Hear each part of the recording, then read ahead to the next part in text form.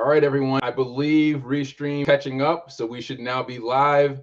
Happy New Year. Welcome to season 3 of the Level Up Your Wealth podcast. We're thrilled to be back with you. One of your hosts, Marcus Howard, joined by Mario and the one and only Amir. Mario, please introduce yourself. Happy holidays. Happy New Year. Hopefully everybody had a good time. Hopefully you guys didn't break those New Year's resolutions on day 4, but I'm happy to be here for season 3. And everybody, Welcome, Amir Satvat.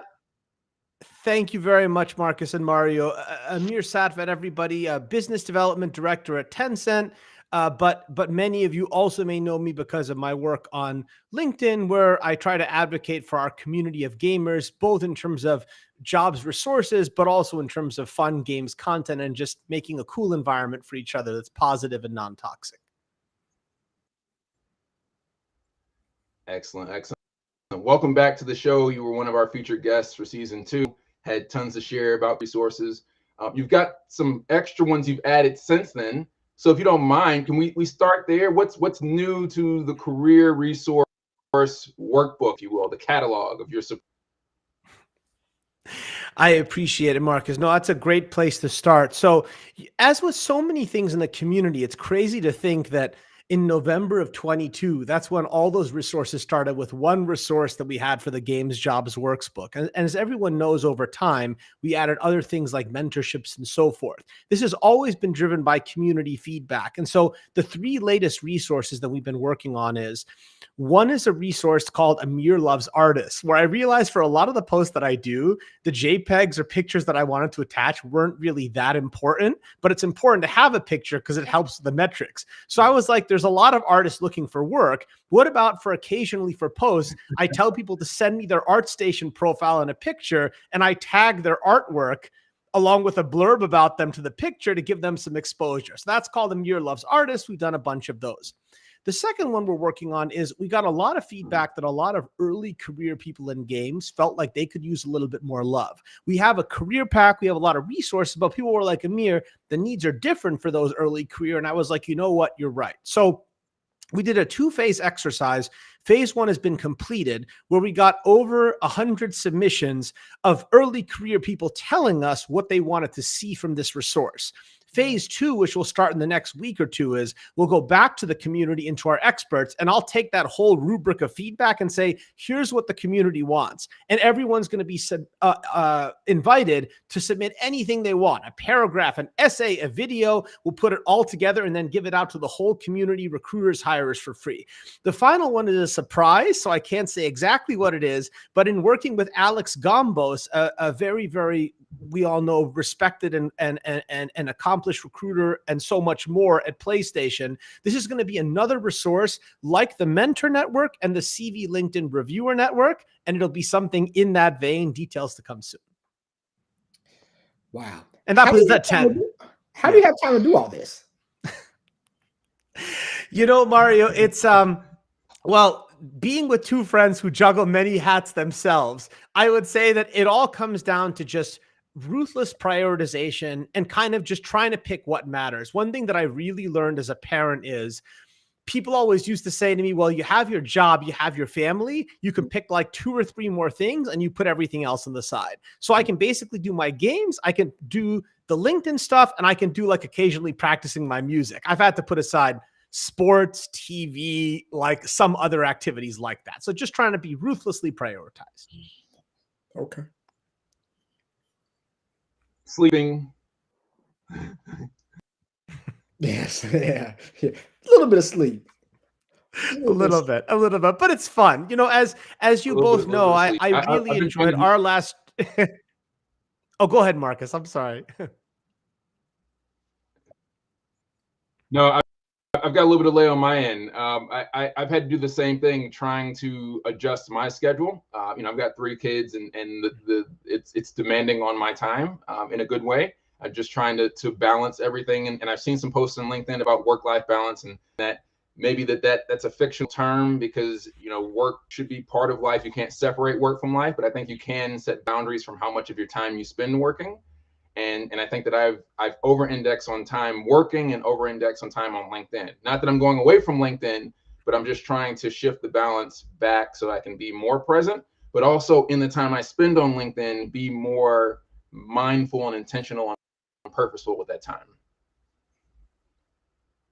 Yeah, and everybody has their tricks, right? Like one thing I always tell people as an example, and this is also because it's what the community wanted, but you do things to maximize your time. For example, for the mentor network, if I wanted to do like, this would be crazy, but like manual matching of every mentor and mentee, or have a system to do that, that would take a lot of time. So instead, because people liked self-service, when I asked them, what do you want? I onboard people into that service or to the CV LinkedIn reviewership. They go on a list, and then it's like, you know what? We're all adults. You all manage it yourselves. Like, reach out to a few people every week.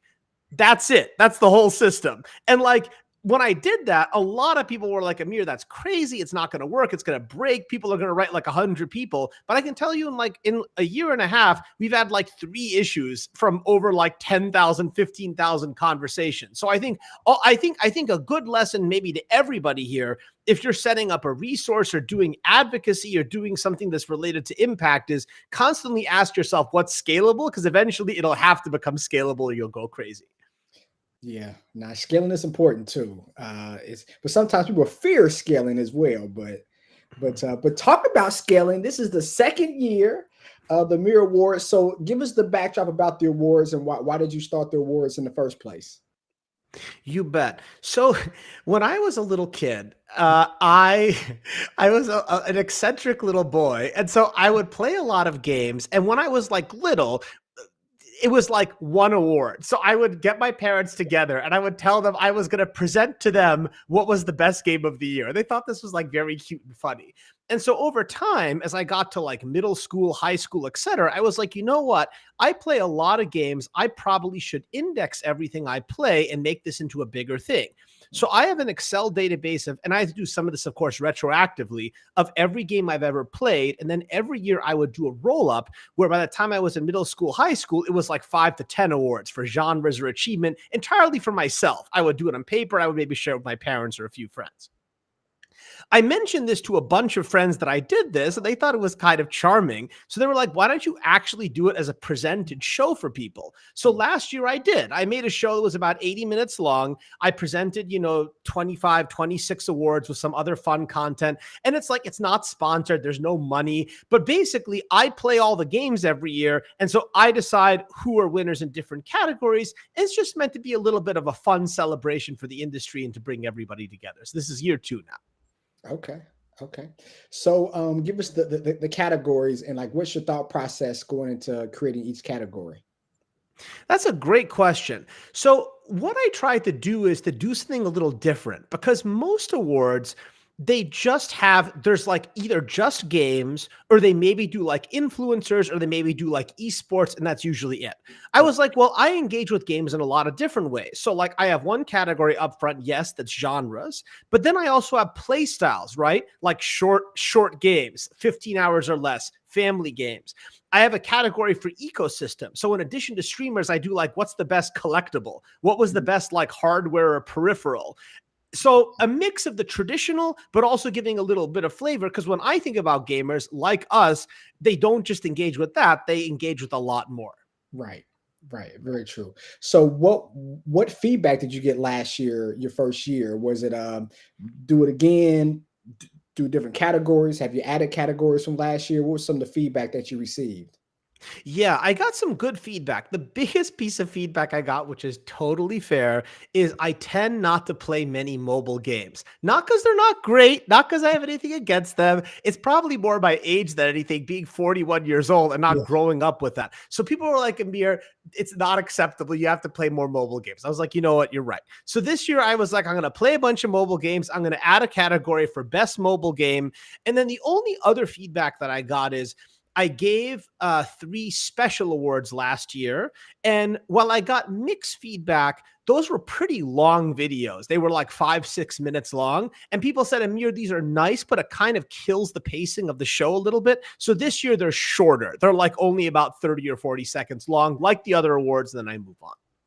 It's interesting you said that, because like I'm 41 as well. And like I don't play any mobile games either. I'm all about the console. And then like my daughter, like that's all she does is mobile games. Like she has her phone, with our phone, but her phone, that's our phone, right? She has the Switch. And I'm like, man, when I was growing up, I had my Game Boy, and Game Boy seemed so cool. But like, if I had a Switch growing up, I'd be so much more happier, I know. Can you imagine? It's like, it's so funny you say that. I was like, what would it be like if I had a Steam Deck or like a Switch when I was little? Yeah, I was like I don't know what your two's folks were like, but my folks were like, they were pretty permissive about the games, but they were like super strict about portable games. So I couldn't have like a Game Boy or an Atari Lynx. I didn't get to have a mobile console until I was like in college when I bought it for myself. Yeah. Wow. Yeah. Now I thought I was the king of Tetris because of course with Game Boy, I mean it was a lot of games, but it was kind of selective. But now like with Switch and Steam, like you have so many games you can play. You can have cozy games, you can have fighting games, you can have fantasy games. Like it's all types of games now. And just kind of growing up, like I sound like an old fart right now, but kids they just don't know how good they have it nowadays. There's you so think many. We're gonna get a Switch 2 this year? It's so hard to say. It actually makes me chuckle because I feel like every like few weeks, I'm sure you've seen all these reports. They're like, analyst says, here's what's happening with Switch 2. And I'm like, dude, unless you like live in Kyoto and like you're going over there and you're hearing stuff in like the coffee shop, like they're gonna do it when they're like darn ready. So Yeah. I think so. Like the timing's right. It was 2017 March when they did the Switch. So we're 7 years into the cycle. That timing is right. I think all the particulars are right. So I gotta get ready to camp out. When they launched Switch 1, I said to my wife, she's like, "You're cuckoo." I went to the Target in DC, I think at like 2 a.m. because I wanted to get the first Switch there. So I gotta get ready to camp out, Yeah. And of course, businesses, they're all about, making money and kind of the impact they can have. So if they can stretch it out, if they can have more people excited about it, they'll stretch it out as long as possible to get the biggest bang. And it's funny you say camping out, like, I'm a huge Madden fan, like that's my number one game. And I remember even as a teenager, like going to GameStop, waiting 12, 15 hours until it comes out. Now I just download it. It's just, so it's one of those things that, it's something about like waiting and the anticipation. And as I said, the more that they can have people anticipate it, that means they make more money. I think it might be a while for Switch 2, in my humble opinion, at least. No, it's an interesting take also, but you're so right about how the physical games, there was an excitement that's lost. I remember when World of Warcraft had its first expansion, I went up to the only place that had it near me was on like the Upper West Side in like the 80s. And so I go up there and they weren't releasing it until midnight, right? But people had lined up or something like that. People lined up starting at like 3 p.m. and they were like playing music and they were cooking food and people were giving each other hugs. And like, it was like something. And I miss that. It's crazy, but I miss it too. Yeah.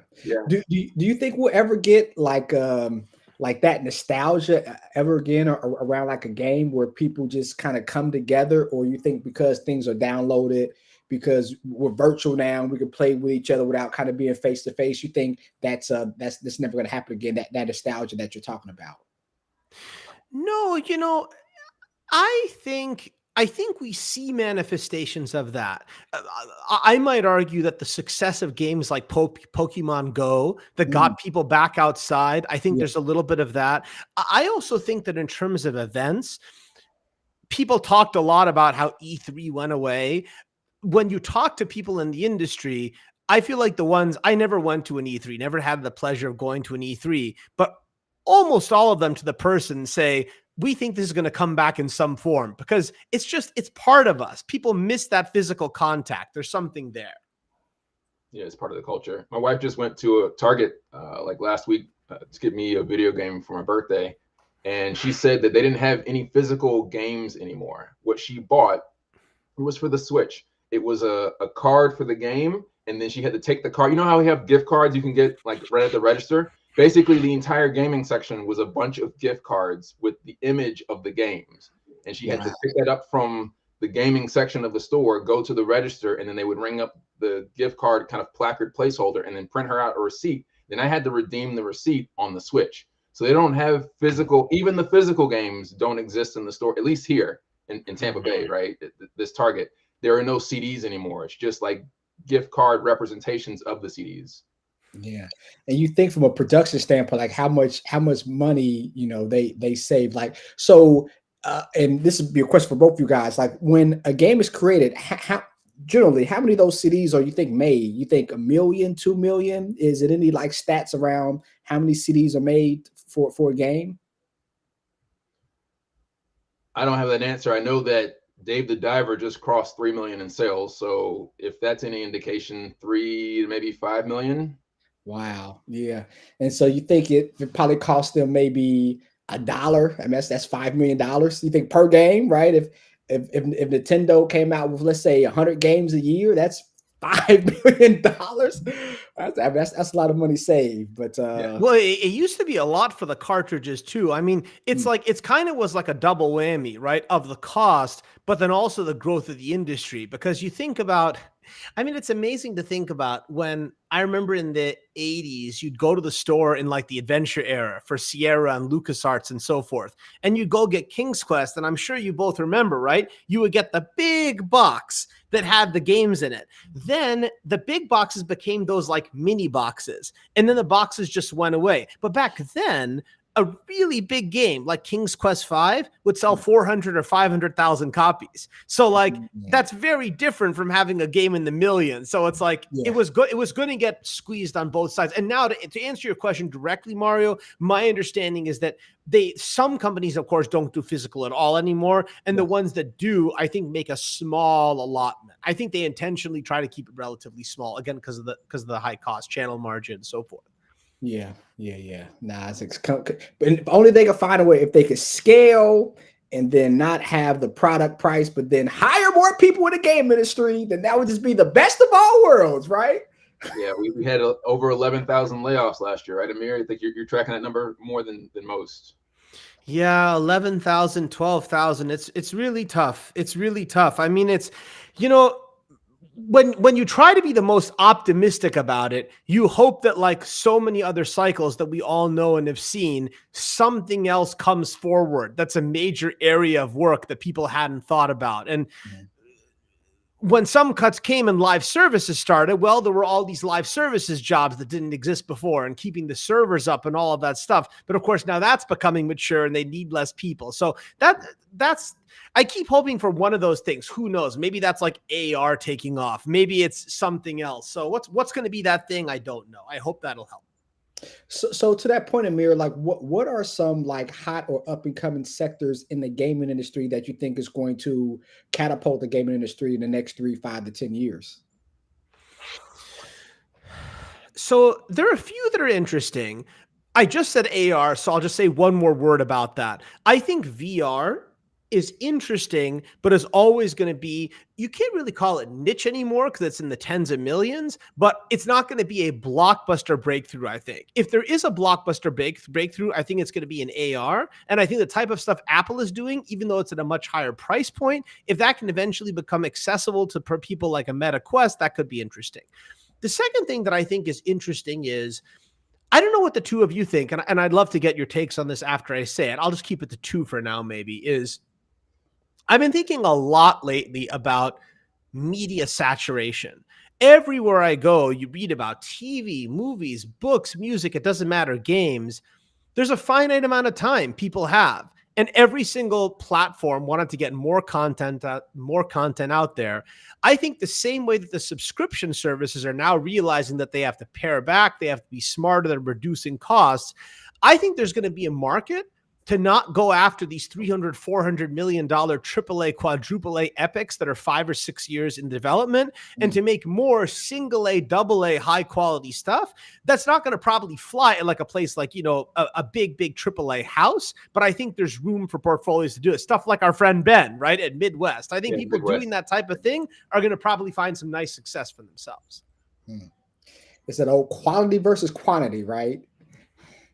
Yeah, I think, people want to consume so much in terms of gaming that I don't know if you can get the return on investment in time to truly experience everything that's in a quad A game or a triple A game, just because of just attention spans, right?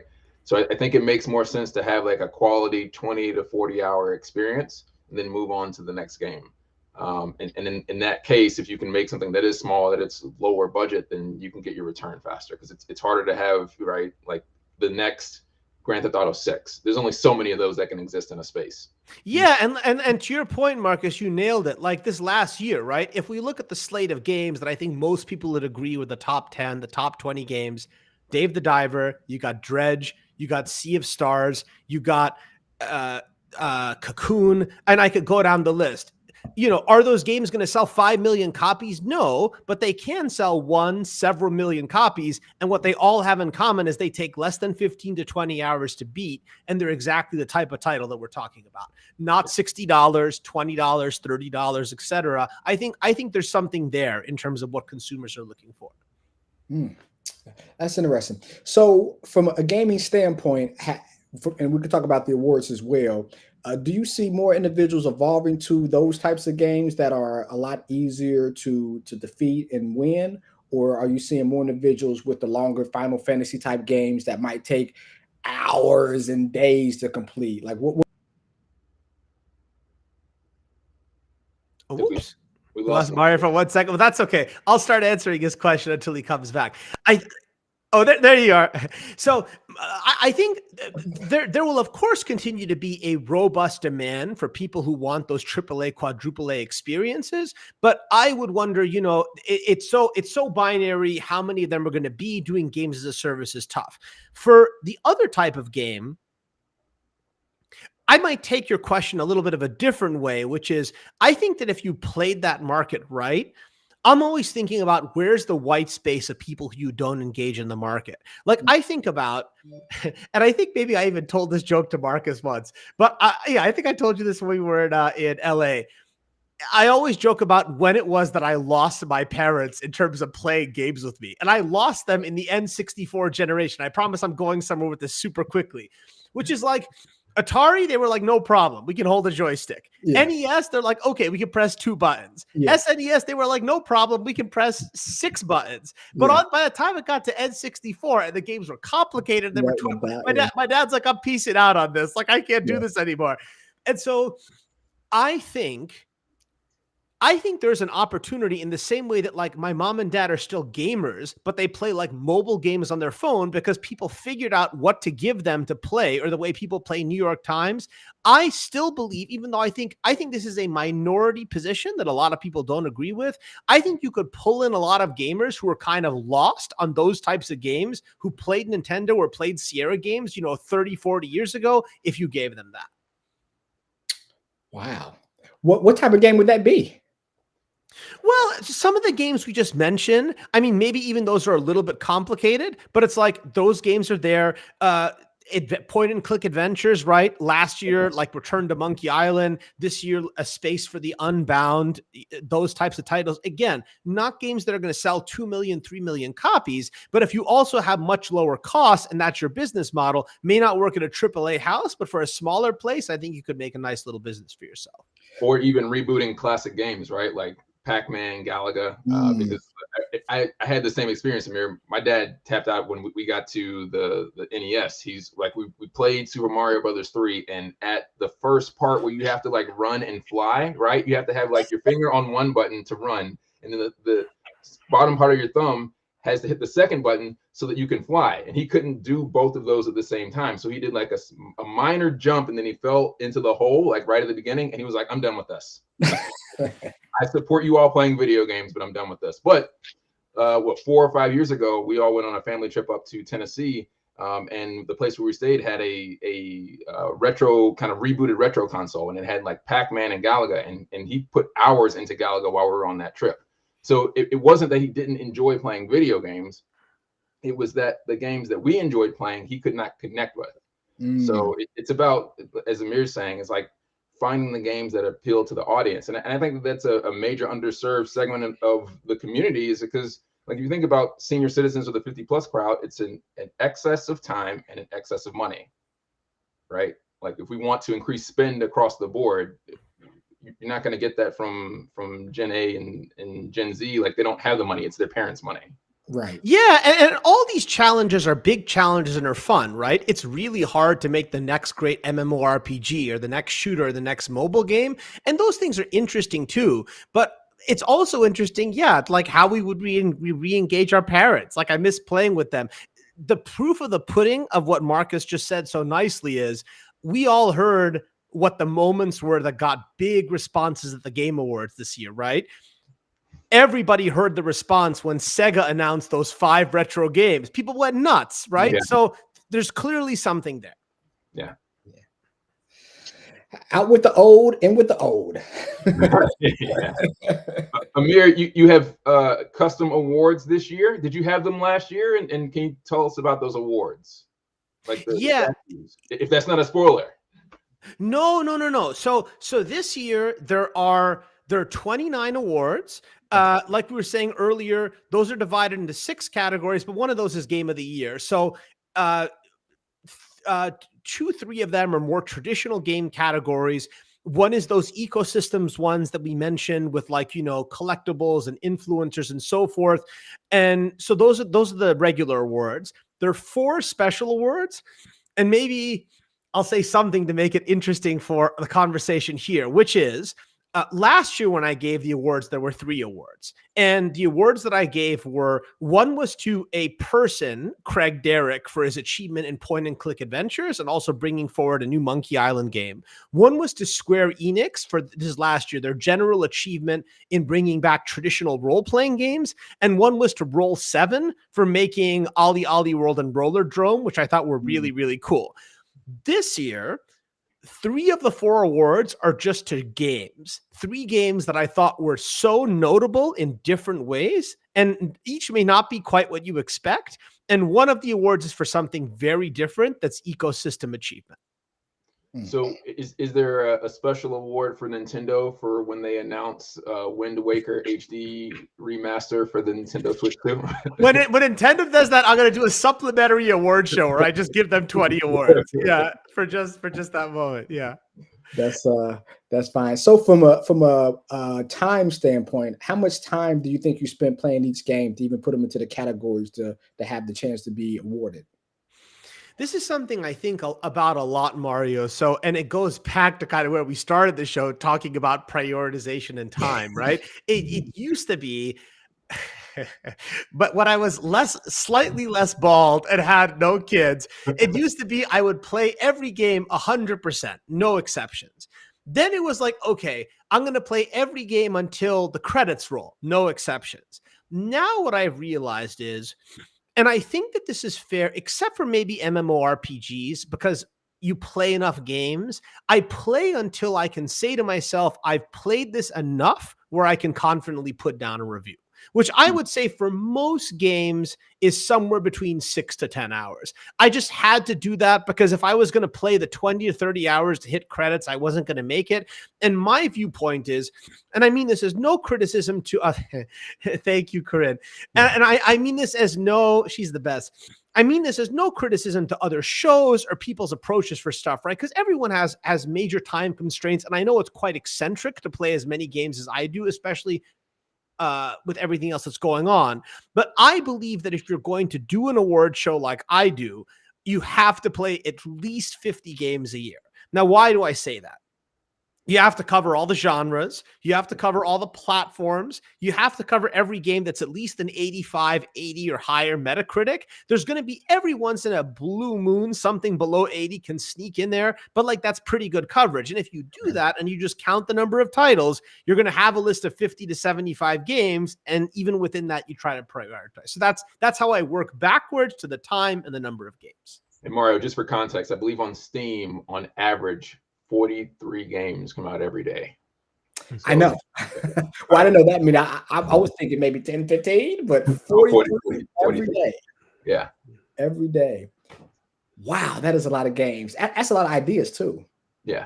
That's a lot of ideas. And you think how many like of the bigger studios, you know, just look at that play some of those games, like, and to try to, poach, some of those creators to bring them to studios to make bigger games and give them a bigger budget? Oh, it happens all the time. I mean, uh, people finish their projects, and when their project is done, whatever the length of time is, they move on to something else. I, I, I had a sense of this as an outsider, but now having been in the industry professionally for several years, I would say that anybody who is a capable, talented person, there's probably not a week, month in their career where they're not having conversations with other people, not in like an insidious way or like they're doing anything deceptive. But I, in fact, think those that are the most mature and the most smart, they're constantly talking to other people to have those relationships and to see what type of project they can do. Most commonly, the classic situation, to your point, is person makes game whatever, and they want to do something different or with different constraints, or they've been locked into the same series for a while. It's like, okay, we'll let you do that. Come on over. Wow. A lot of movement in the game industry. That's awesome. Okay. So what's your attire? I know, so we had the game show, but say I got my suit on because we like the pre-awards, right? So can you give us any attire, what you're gonna wear? Have you came up with your costume yet? I have. So last year I wore a Mario suit, which truly was ridiculous, but it was pretty fun to wear. This year I found a cool site that does really nice leather jackets that aren't like super crazy expensive, and I got one that's a Hyrule leather jacket. And so what's fun about that is I do only one fundraiser a year for the LinkedIn channel, and that's a fundraiser for Connecticut Children's Hospital and Foundation, which is near our home in the Hartford area and means a lot to us.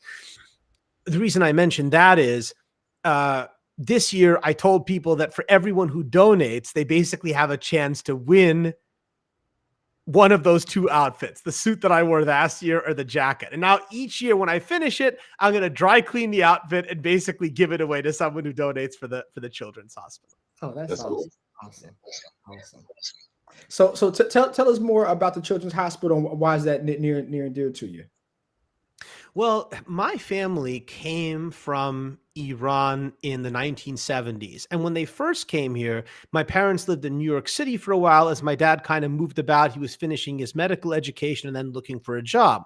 But when they came to the greater Hartford area in the late 1970s, little did they know they were going to stay there the entire rest of the way. And so my family has lived in this area of Connecticut for over 40 years. They've actually, if you can believe it, have lived in Connecticut in this same 10, 15-minute radius that I now live to because I moved back home longer than they lived in Iran. And so this really, Iran for my parents will, of course, also be home, but everything here means a lot. And my dad was a doctor in Hartford Hospital. My uncle was a doctor in Hartford Hospital. Many of their friends were doctors at the Children's Hospital. The Children's Hospital is across the street from where my dad worked. So it's really, I think you can't get more local and being about your place than we feel about here. Okay. Awesome. We could take a quick detour just to circle back to you working from home. Can you talk about the benefit that's been and the impact it's had on your ability to spend time with your family, and then as a result, improve the quality of work you can deliver to your 9 to 5? I love that question, Marcus. It's night and day. And I'll tell you that what was really tough but valuable for observing that impact very, very accurately was when I started at Amazon, it was pre-COVID. It was pre being okay with remote work, but it was a really good opportunity. And so I had a long conversation with my wife because at the time we were living in Chevy Chase, Maryland. And to take on that job, I was going to have to go to Bellevue, Washington and live in Bellevue, Washington for 4 months by myself. And so after that was over, I had this very, very nice boss and a great team. And again, pre-COVID, they were like, this is crazy. Like, you should be with your family. You can move back home and work remotely. So that was super, super cool. I got to see that immediate contrast of not getting to see my family except for flying home every weekend, and then all of a sudden being with them all the time. And it's different for every person. I think both of you have seen many of my comments, and I feel obviously very strongly about this issue, but it's like, I get up like everybody else. I put on my nice clothes, I shave, I'm focused. I try to be very, very disciplined about it. But if my wife, like, if I want to do a treat and make my wife lunch or give her a hug or go for like a 15-minute walk or go early to pick up my kids and take them out for ice cream or like do anything with them, it's like tonight, right? Even something like being with you guys. It's like I came home from work. I got to spend 3-4 solid hours with my children and I come back up to talk to my two buddies. So it's just, I see it as being great. Now, I will add, some people work remotely 100% of the time and don't go to like meetups or don't go to office events. And I respect that too. I think that works for some people. For me, what works best for me is 5 days a week at home, but every once, twice a month, sometimes less frequently than that, having like a team get together or meeting where I also see my team in person. So I have that touch point. Yeah, it has to be case studies going on right now when it comes from working from home and then going at the office. I know, COVID happened, was all working from home. We had a lot on our mind, besides work, but now since, things has opened up again and it's like COVID's never happened, it'll be interesting as people do case studies to see how productive people are. Like you're seeing, some CEOs saying, hey, everybody's working from home. You have other CEOs of companies saying, you guys are coming back to the office. You're more productive if you're at the office. So it'll be interesting to see from a production standpoint, the case studies and the actual data and the analytics behind it, seeing like, are we really more productive at home? I know we definitely save money when we're working from home, right? We're not spending money on gas and lunch and all that other stuff that comes with being at the office. But like, how productive are we? Because to your point, some people aren't as disciplined as you are. Yeah, and I always champion work environments where everybody gets to choose, if possible, what they want. If you're better in the office, go in, but don't obligate everyone else to do it. And my viewpoint on this is even a little bit different from some others in the sense that 4 months that I mentioned to you at Amazon where I had to go to Washington, that was actually an aberration. So after that, I've worked only remote. And before that, for a long time, I had only worked remote. So actually, I've worked remote for basically the last decade, other than that 4-month stretch. And so it's just funny to me when people like come to me and like are like, you can't work productively remotely. And I'm like, well, then what the heck have I been doing for the last decade? I don't exist, I guess. I don't know. Yeah, my brother's been working remotely almost 10 years now too. He now works for Yeah. Spotify, and he's up in Atlanta, area. And I think he goes into the office a handful of times. Like he had to relocate closer, so if he had to be in the office, he could get there. But he's always worked remotely. And I remember before I started doing full-time consulting, I worked my 9 to 5 as a software developer up in Tampa, and I had to go across the Skyway Bridge, twice a day. I was spending, I don't know, like at least 10 hours, sometimes 15 or more in my weekly commute, because inevitably there's an accident on the Skyway Bridge. And when that happens, like you're stuck in traffic to figure it out. Yeah. So that's lost work hours. That's additional stress that you don't want before you go into work. Yeah, and people get distracted in different ways. Like I've always told people, I found going into the office very distracting. Like people are always like, I like socializing. I'm not like a hermit, but it's like people are like talking, they're chit-chatting in the hallways, there's noise, phone rings. Like for me, that's very distracting. Like I find it much more productive to be at home where like you could hear like a pin drop on the floor, but everybody's working style is different. That's why I think making these proclamations about like what's good and what's bad, I think all of us probably agree that that's not good, but I think also mandating people that they have to do something, I happen to believe that's not good either. Yeah. And to your point, like people have what works for some, like when we're in Florida, so Florida basically is like COVID didn't happen, right? A little bit different than Connecticut, right? But like so, and then since we have our own financial firm, like we basically was able to stay open. But so I had some staff that wanted to go to the office even during COVID because they didn't want to work from home. And I had other staff members that like, hey, I'm working from home. As long as I can do it, I can do it. So I think it also depends on people's, to your point, Amir, people's personalities. Yeah, literally, we was closed for like a week. And it was just back to business as usual. Yeah. It's Florida, so yeah. That's funny. So do you do your show? Did you do the recording all at once? Was it in segments? Because I think you did like a preview that it was going to be like 70 minutes long, and obviously you went to the Game Awards. That was like 3 hours and some change. Yeah, yeah. I based again on feedback. Every show is different for the audience that it's for. Given the much smaller audience of basically like dearest friends who show up for ours, I asked them, what do you want? And people were like, Amir, 80 minutes for what you're doing. We would actually love it if you could get it to a clean hour. So it's like we come in, we watch it, we go, we know we can make the whole thing. And so what I do is I work backwards from that timing, the awards, the segments. I kind of script out the whole thing of how it's going to go. And I actually film everything kind of a little bit out of order based upon how it'll go. So like, as you can imagine, since it's not actually a live show, I film, don't tell anybody, I film all the segments of, presenting the awards in sequence, right? And so like, if I'm putting together like an award, it's like 5 components. It has like the intro, it has like the presentation, it has like which one wins, and then it has like the extra of like the content that goes out. So I'll film 29 of them together and then put the sandwich together. Okay. Which is really fun. From an editing standpoint, how long did it take you to edit everything?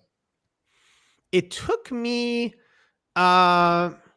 it normally takes me like a weekend of hard work to write everything, to think it through.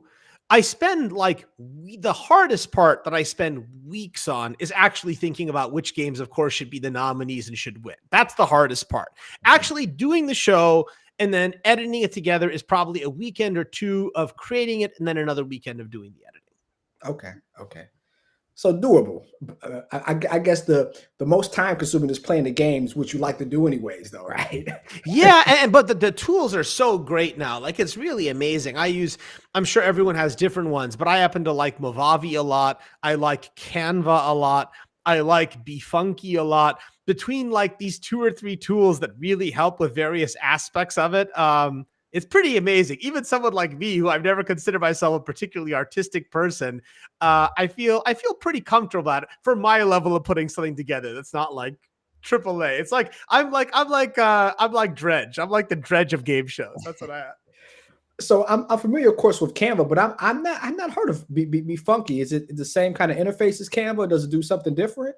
So BeFunky is really cool. BeFunky is a really good photo editing tool. And what it is it's kind of like, let's take all the stuff that's like way too complicated for experts that would be in like Adobe, and let's give you a simple suite of stuff at like this level, but deeper and like across the board. So you can edit pictures, you can make collages, you can edit, you can remove backgrounds, you can do like scrubbing and cleanup of photos, you can add filters like artistic or cartoon filters to stuff. So I have found that for the stuff I do, it is both inexpensive. I think it's like $40, $50 a year. Don't quote me on that. But I can do everything that I need to do for photos in BeFunky. I can do everything I need to do for video editing in Movavi. That's good for you. Nice. I can do all the video stuff in Movavi, which I warmly recommend to everybody. And then I think all of us know and love Canva. Canva is actually perhaps the most amazing to me of the 3. Yeah. Now we use Canva. Either way, you use Clipchamp for video editing. Clipchamp.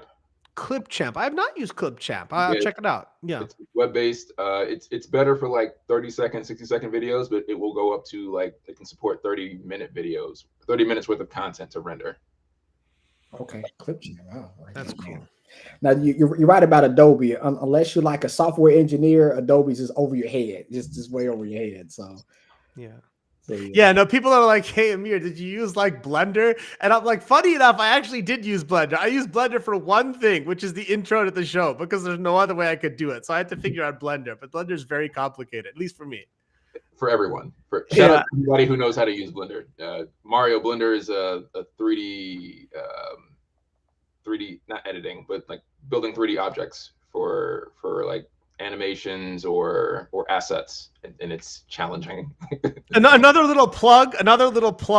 So I know a part that people really look forward to. I've only done one show, so it's not like we've done 10 of them. But last year, people really enjoyed. So I did a big intro, which was a parody of 21st Century at Fox, which I liked so much that I'm going to keep it very short. But then I did a parody of the opening crawl for Star Wars. So I guess I will say I have prepared another very elaborate parody this year that I hope people will enjoy.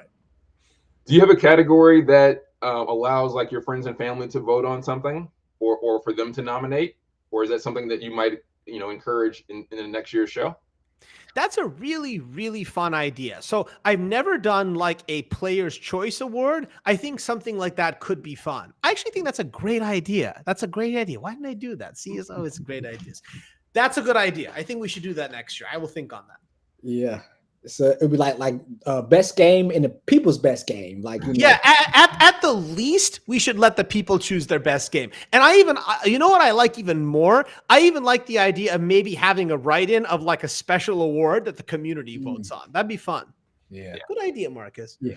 So the Rock is the people's champ. Got to have the people's game. What time? It's going to be 7 o'clock Eastern tomorrow. Not tomorrow, on Sunday, right? The 7th? It's going to be yes. It's definitely on the 7th. It's been such a long day editing. I actually forgot myself. Let me remind myself. It's definitely on Sunday, and it is at 9 o'clock Eastern on Sunday. 9 o'clock. Okay. Yeah. So and this is the same time. And this is going to be on your LinkedIn. You're going to do this exclusive.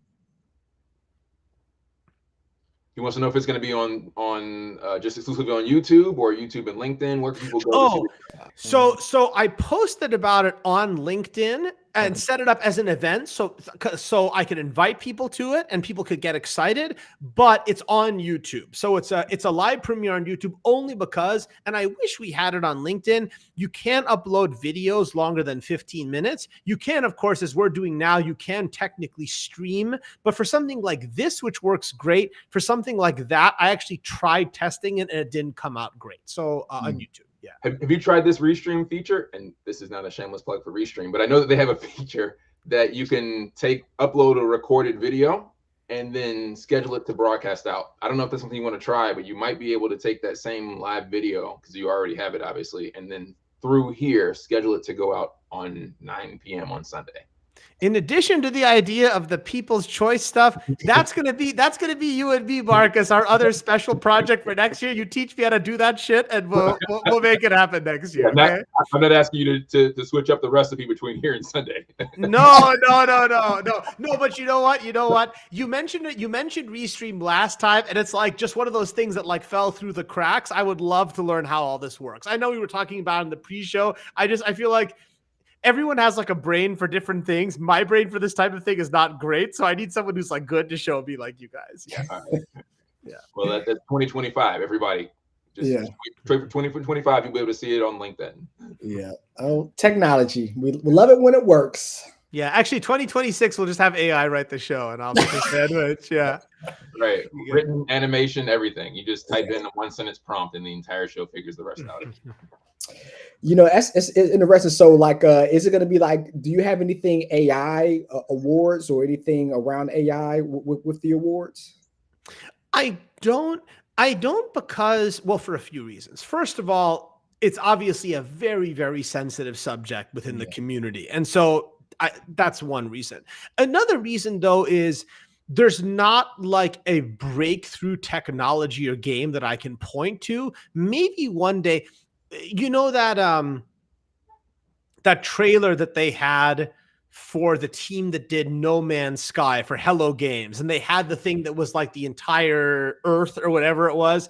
Yeah. I can imagine down the road, the first time that a game does something very novel like that, giving them a special prize or starting to have some type of award for like some more novel aspect of game design. It's an interesting idea too. Going to write that down. I don't think we're there yet, but I bet we will be one day. Right. Yeah. Think about the impact of AI on that number 43 we talked about earlier, right? 43 games every day, and we don't have like the onslaught of AI generated games. So it could be potentially 10 times that number here in the next few years. Yeah, and all the user generated ones too, right? Yeah. It's like all of that on top of the UEFN and the Roblox stuff. Yeah. Yeah. So it's no games right now that's created that's all AI generated. That technology is not there yet in the gaming sector? At at the scale of significant studio titles, Mm. my understanding is there are not any games that are using AI for production workloads. They use it for stuff in pre-production, like testing stuff. They use it for stuff like, I think, aiding with like narrative and things like that. But I think in most settings, it's for a variety of reasons is not being used in actual production stage work. Yeah. I've seen it used in animations where especially if it's if they're almost like sprites, and sprites basically is like a series of images, almost like frames in a picture or frames in a show video. Actually, it's late, sorry. But instead of having a sprite animation that has maybe, just for a simple example, 10 frames that you draw each of the 10 frames, they draw like 6 of the 10 frames and use AI to animate or interpolate, right, the other 4 frames, so that they've cut down the work they might have to do to 60% or reduced it 40%, not removing the artist, but reducing the overall work that the artist has to do so they can get more work done quickly. And I think, was it Super Monkey Island, or sorry, Monkey Island? Is that the game that had AI added into the production?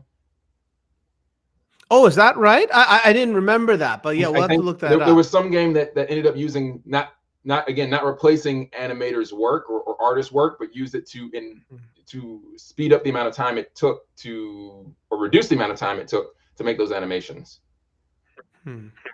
Yeah, and I think that's because AI is such a bad rap, and for many reasons, but like things like that actually helps a person, makes a person become more productive, allows them to do more things, to do more testing, more scenario testing. Or if it's a way they can use AI to find out, like if a kid's playing a game, like the trigger points that's going to make a kid do something destructive. Like, I think those are the ways that studios and individuals in general can use AI for the better, and not for the worse. Square Enix said they're going to go all in, I think, on AI, which is interesting because they said the same thing about Web3, and now they have a different CEO, as I understand. So that strategy didn't work out well for them. Yeah, no, they do like going in big with their statements. No question about it. Yeah. How big is and from an award standpoint, did you have any awards centered around Web3? I know that's still being created, and I know people you still using ETH and trying to get that whole infrastructure done. But did you think about doing awards around those or some of the companies that's in the forefront of doing those Web3 creations?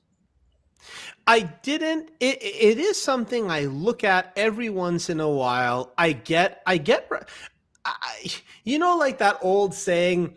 Again, I'm dating myself and saying this, but like what like HBO or NBC would be like, well, we got like one letter, so the one letter equals like 10,000 people, and like stuff like that. Yeah. I similarly think about, well, how many notes did I get about that? For like mobile, when I decided to change it, I got a lot of notes from people, not just for the show, but in general, just being like, Amir, you need to talk about mobile more from time to time. I don't really get that about Web3 and ETH and those types of things. Okay. I also think that to cover those games, properly, I think you need different expertise, and you need to play a lot more different titles in that area. So I think there's a little bit of maybe a time constraint there too. But it's another thing I think about from time to time. So do you think maybe 5 or 10 years from now you're going to do your awards from the metaverse, or you think that's not going to happen? Live from Roblox. That is such a funny idea. It's crazy. I really wonder. I'm sure that's what everybody wonders. I wonder what the next, maybe again, it's AR or something like that. I don't know. I wonder what that next breakthrough technology, because like AI is really interesting, but like AI doesn't like touch people's excitement and fascination the same way like the iPhone does. I wonder what the next manifestation of tech will be, to your point, that really blows everyone's socks off. Yeah, we hear a lot of people that's working on Web3 saying like, you know, how they're trying to change the internet. Like, so the internet, like we're on the internet, we're using the internet, but we're not like engulfed in the internet. So like they're trying to find a way to have you like engaged and actually inside of the internet. So like I don't know how that's possible, right? But that's like the whole thought process around Web3. I'm excited about the Apple about the Apple headset though. Like I know we talked about it before.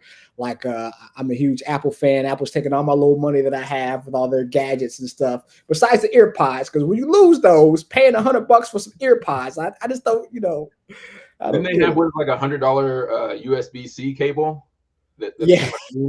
Yeah, don't lose that that $1,000 monitor stand. You know, that was the killer, man. Yeah.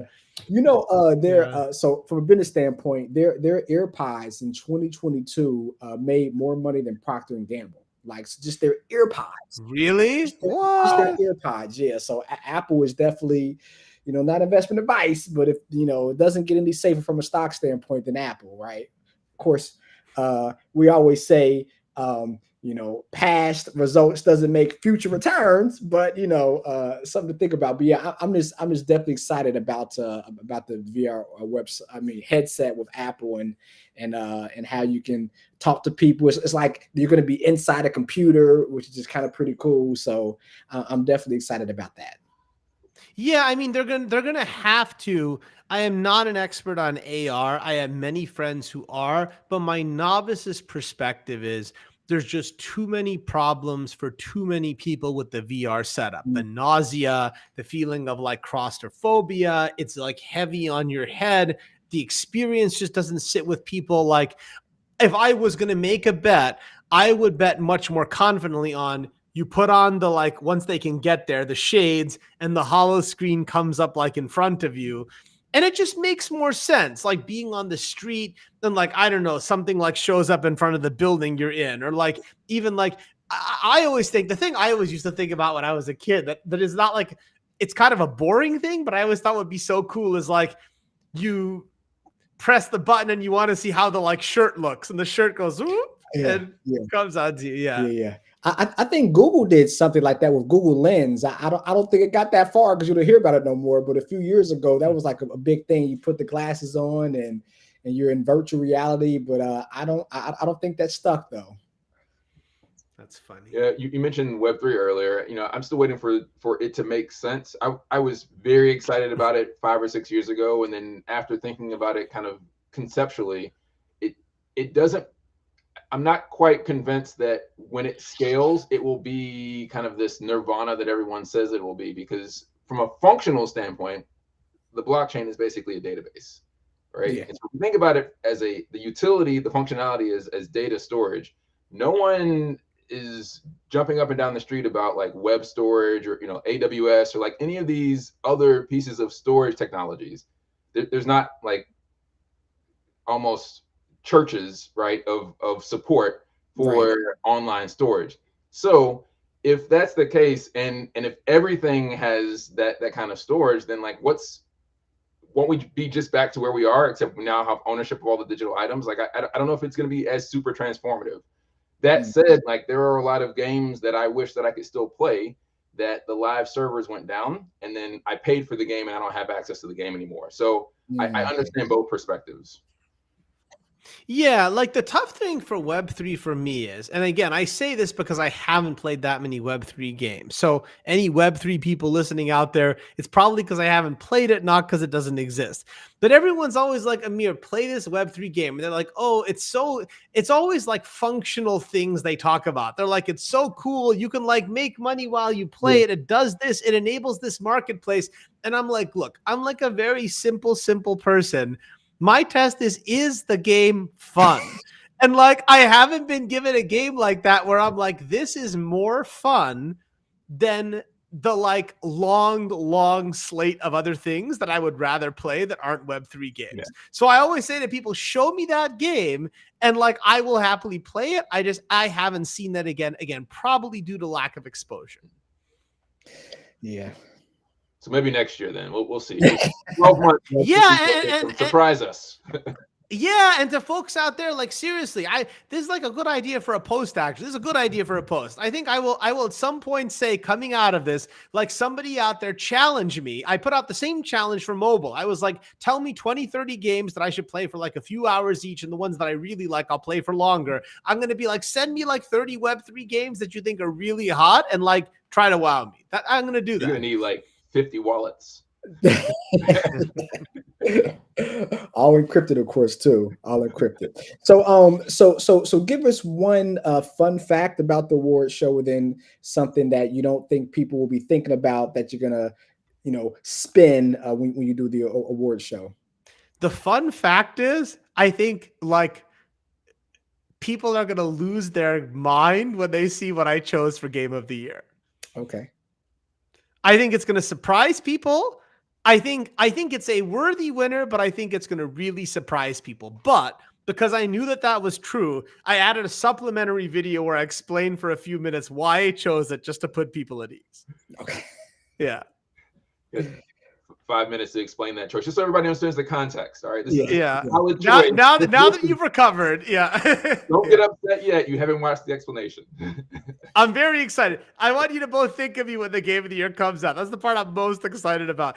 And I want to say this on cross my heart. It's not, I didn't pick it just to like make a point or to be like difficult or like stuff like that. It's 100% through and through what I believe in my heart. Okay, yeah, you must have got prepped by advertising agency, because this carrot you're dangling in front of us right now. Okay, people. It'll be fun. I'm actually super excited to see. I'm super excited to see how many people out there agree with me that haven't basically told me once I say it too. Yeah. You have a huge debate on LinkedIn then after live. Yeah. It'll be a lot of fun, but thank you for the so good we're really ideas. Excited about this again. Thank you. Go ahead. No, go ahead, Marcus. Please. No. So we're really excited about Sunday, 9 p.m. Eastern. So that's if you live in LA on the West Coast at 6 p.m. You said it's going to run roughly an hour. There's a major moment for the Game of the Year, so you definitely want to tune in all the way through the show. He's got custom awards. There's so much there, and then you're raising money for charity, which is always amazing. Yeah. It'll be great. And as one last little carrot to dangle in front of you, this is just like a funny little thing that's a nod to the community. If you hang in there until literally the last 30 seconds of the show, I'm going to say something funny that definitely is a joke the community will appreciate, but you have to wait until the very last moment of the show for me to say it. All right. There you go. What a cliffhanger. I'll definitely be tuning in. Thank you for coming back to the show, for kicking off season 3, for helping us celebrate 2024. Best of luck to the show on Sunday. We know it's going to be amazing, and we look forward to more insights this year. Thank you for your time, and thank you everybody for joining us today. Before we leave, Amir, again, how can everybody support you? Obviously, you've got the show coming up on Sunday, but people can find you and support you. Yeah, no, everyone's been so wonderful with the community. Like, all I can say is like, look, I'm one person. I do the best I can, just like Mario, just like Marcus. We all rely on a lot of people to help us. So what I would say is, if you ever have good ideas for resources or things you think the games community could need, every single resource that I have in the community, every single one, it started out as a suggestion of someone in the community telling me about an unmet need that they had for something, and then we worked on it. So if you have an idea, don't think it's too small. Hopefully those of you who know me or from this chat or from any other experience know I'm a very, very down-to-earth person. I just want to hear good ideas and use them to help people in our community as much as possible. All right? And can you tell everybody your YouTube channel, just in case they're not familiar with your YouTube channel to tune in? Oh, you bet, Mario. Thank you. Yes, it's very easy to remember. It's youtube.com/C, right, which is what you put for the channels, / my full name, all one word, Amir Satvat. youtube.com/C / Amir Satvat. And in fact, thank you again for reminding me of another good idea, which is after this, immediately after this call, I will take the show and put it as the headline video on the channel, so you see it right when you go there. Thank you. There we go. So hopefully you don't have Samir Salvat try to duplicate your show to throw people off. I So I thought so. I went back and forth 20 times about doing a joke about that, and I was like, how many people are gonna be like, what the H is he talking about? Like, so I thought about it. I did. Yeah. Mario, I don't know if you're familiar with that story, but No, I'm not. name any names, but there's somebody who has a grudge against Amir and has created this entire extra person, fictional character called Samir Salvat, and is warning everyone on LinkedIn about Samir Salvat. And then I think you made a what do they call Wow. it? The little figurine thing that was like a devil or something. What was it? Yeah, I made a dragonkin from Baldur's Gate 3 and basically gave him the name of the name that the guy had mistakenly called me by. So we had fun with that for a few days. Wow. So you're being trolled right now. Like, Yeah, I was for a little bit, and then the new year came, and I was like, you know what? I like don't have time for this shit. So I was like, whatever anybody like wants to say, they can say whatever they say. Like, I know who I am. It's like, it's fine. In fact, I actually, you know what my wife said to me, and I thought this was a very good idea. She was like, unless someone's like literally saying shit that's like racist or like really harmfully inappropriate, she's like, don't even block anybody anymore. If they're gonna say foolish stuff, like the community will see it, and like that's the judgment of the community more than you blocking them. And I'm like, you know what? You're right. Yeah. Yeah. It actually probably brings more comments, and more comments is also good for the community because it keeps them engaged. So yeah. And the algo loves it too, right? Have the comment. Yeah. We did have a unmet need suggested by Garrett. It says extend your professional opportunity outreach to volunteer needs. Got it. Garrett, feel free to send me a message so I can understand more specifically what you mean. As I always tell everybody, and I meant what I just said, I take all these ideas in for incubation. So I want to hear what you had in mind. I will also say, just in case for anyone else who's listening, please understand that these things happen kind of glacially slow because I try to plan things out, even stuff that I don't announce 3 months, 6 months, even a year in advance. But I always want to add useful stuff to the backlog. So let me know what you were talking about, Garrett, and I will think about it and see if it's achievable in a scalable way. All right? Thanks for that, Garrett. Mario, where can people find you and support you in the new year? Yeah, so Instagram is always the best at Painful Profits. So PAYNEFUL Profits, because we make money. It can be painful. Not last year, great year for the market. So far this year, not so much, but we're definitely here to help. So just you can definitely that, or of course on LinkedIn as well, Mario Payne. Definitely here to help. Excellent, excellent. And I'm still here on LinkedIn. Thank you all for supporting us for this episode and for the new season. I was trying to get a link ready for this episode, but it'd have to be maybe tomorrow, next week. I work with my publisher, and with their support, I'm actually making the digital version of my 5-star rated book free, completely free. So I've always been a champion of accessibility and sustainability, and especially in light of, the last couple of days we had the comments from the news anchor about the young gentleman, the 13-year-old who won Tetris. She made that, I think, accidentally out of ignorance, because there's just not enough education out there about what that means for society and what that opportunity could mean for that young man. So I want to help. I will have that hopefully ready, like I said, in the next week, maybe tomorrow if I've got some time between changing diapers. But at any rate, thank you for your support. We will see you again next week. Go ahead, Mario.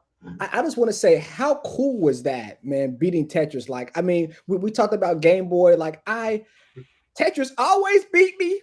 And to see somebody like when I was 13 and winning, like, kudos to him, man. That's an awesome achievement. My guy was in the zone. He really was in the zone. And like, it's like when those comments were made, I had someone say in the comments, I think many of us posted about it, and someone was like, Amir, like, aren't you making like a mountain out of a mole? And I was like, you know what? Maybe. But like, I think so many of us who grew up with games and heard that type of nonsense say to us, I think the reason it struck a chord is that was us. That was many of us when we were in that age. And it's just not happy about it. Yeah.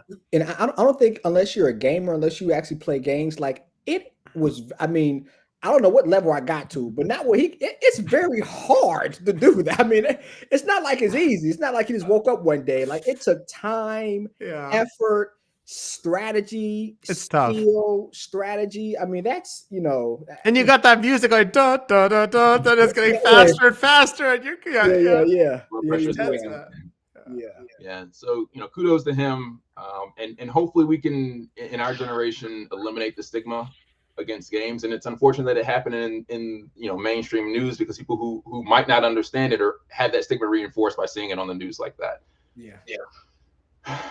So it's 2024. There's opportunity for us to get better. We still have 300 and something days to fix this.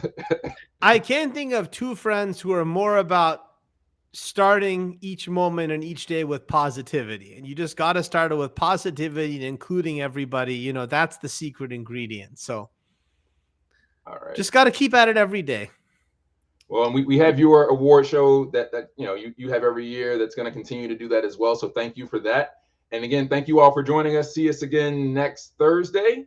And between here and there, we'll see you Sunday at 9 p.m. Eastern Standard Time for the Amir Awards 2024.